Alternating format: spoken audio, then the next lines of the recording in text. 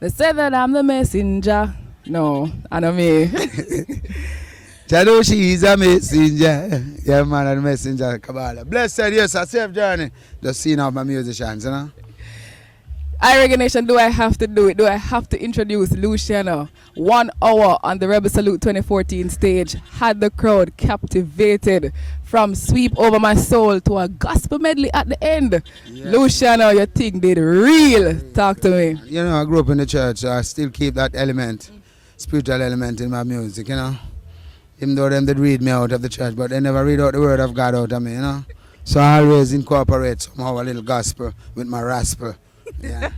We like it. Yeah, we like it. Talk to me about the experience on stage. Rebel Salute 2014. It's a long time you haven't been on stage. Well, honestly, you know, to see the welcome back, I would expect they would put me on a little earlier. I'm not lie. Yeah. Because, you know, this time of the morning is not an easy position. If your heart is closed, especially when people are hungry and want breakfast and all of they're tired. You know, I think I would want to suggest to Brother Tony that in the future, we could start earlier and finish. Like, you know, like in Europe, the festivals, they start like in the day. And you have the early acts coming, so people come prepared for early acts. And then now they close off by midnight. And then everyone can go home and rest up for the next night. But normally sometimes it's a 3, 4, sometimes it's a 7-day festival in Europe, you know. Okay. So like how it's building, it's a good suggestion they could think about that. Because not everyone has the stamina nowadays days, especially if you don't have a chair for yourself and a little bed to rest up when you're ready until you're ready for your artist, you know? Talking about stamina. It was great though, and I'd see a lot of my fans out there, and many of the artist fans would never leave without them hear certain songs, you know? Right. So it was great that I could really go and bless the people. That's right. Talking about stamina, Luciano, we see a keen Pupa lick on stage. Your performances are always enthralling. How you keep the energy? Well, you know, basically, I know that music, presenting music to the people, cannot be boring. I don't like seeing a boring artist. I always try to find ways in which I can arouse the energy in the people and make the adrenaline pump in the people. You know, so I love when I have a vibrant audience and I'm doing a vibrant job up there. The energy is electrifying. Yeah, and I love that. You know, to me, music is a spiritual thing, and if once you feel it, you have to push it, you know? You can't hold back and talk about, Lord, give me strength, face another day. I don't believe in that kind of thing, you know? Well, Lucian, as a part of the crowd, I can tell you that the energy, I will love it every minute of the hour. Now, so talk to me about the Rebel Salute show. I know you made a suggestion earlier about it being starting earlier in the day and so on, but Rebel Salute is 21 years old. Talk to me about the significance of the festival to reggae music and especially Jamaican reggae. It means a lot. It means a lot to us because these are the days when some of these major festivals in Jamaica, like Sumfest and all this, and Jazz Fest and all, they think that they need to bring in all these foreign artists. I'm not bashing any artists whatsoever, but I believe that a lot of people who come to Jamaica, they come to hear some real roots reggae music. So it's only fair that if you put it on a festival, make it, you know, essentially rootical. You know, that people can come and say, man, I went to this roots rocking reggae show, man, it was big. Yeah. You know, to me, Rebel Salute stands out predominantly because over the years they have maintained that roots in the music and in their package. Some fests, somehow, I don't know, they bring in too much hip-hop and all this kind of lifestyle is not really good for the youngsters out there. Man run and stay with them trousers dropping off and this kind of thing.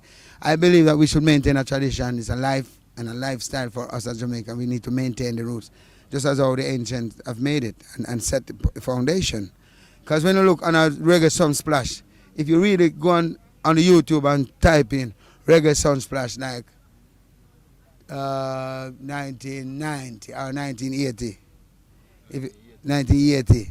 88, if you punch in 1988 and see King Dennis, Emmanuel Brown and all them greats, and you talk about Black Uhuru and oh my God, no, you can see people and the audience. No, it's not normal. I'm telling you. So I really want to really commend Brother Tony Rebel for maintaining that roots in his music and keeping the vibrancy in his festival. And now that he's extended it to 2 days, it's even greater yet. Okay, great. What can we look for from Luciano in 2014? Well, 2014 coming like everything really plug in right now because you see, this is a time new year and new gear, and also the people looking for me more messages and spreading my wings Africa down in like certain places like Japan, Europe, and all these people. We need to tour more.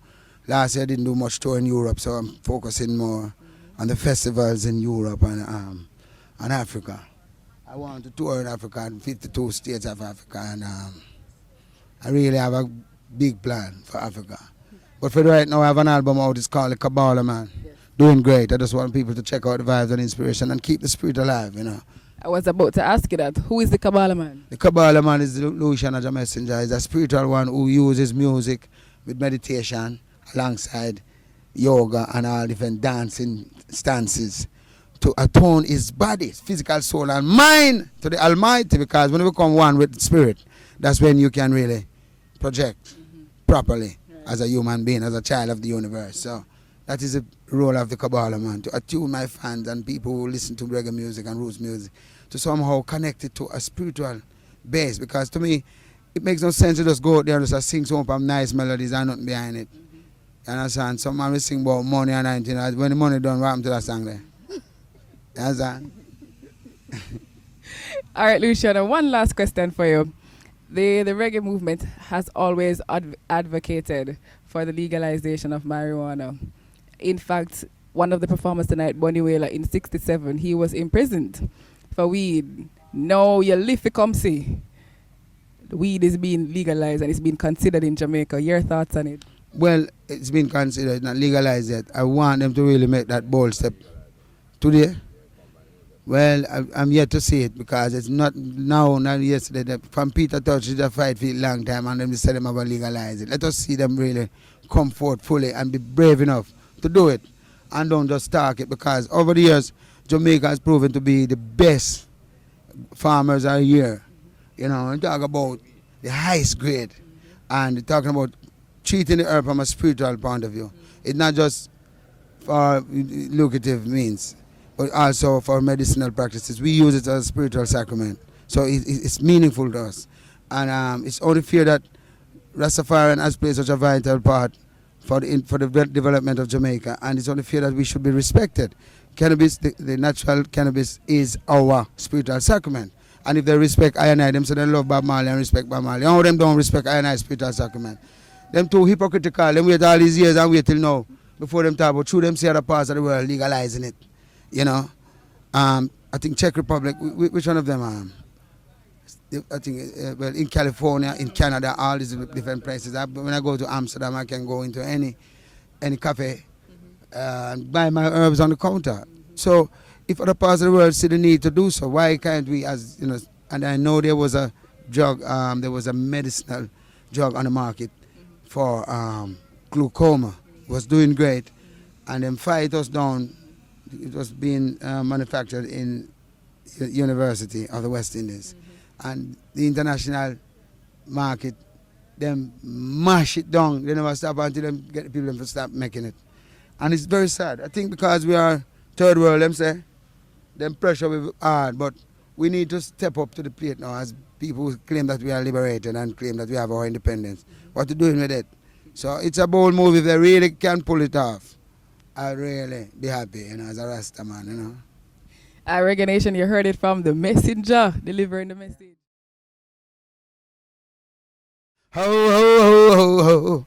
Many times I got to fall on my knees and pray so that I can overcome obstacles in my way.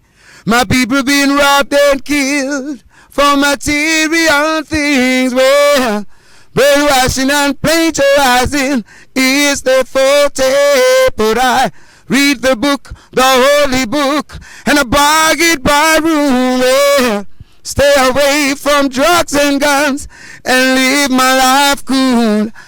Yeah, I Reggae Nation is a messenger, teaching the youth about roots and culture, telling them I see them remember Jah. That's all I deal with. I Reggae Nation to the nation with a positive vibration. Run it. This is Luciano, the Messenjah, the Kabbalah man.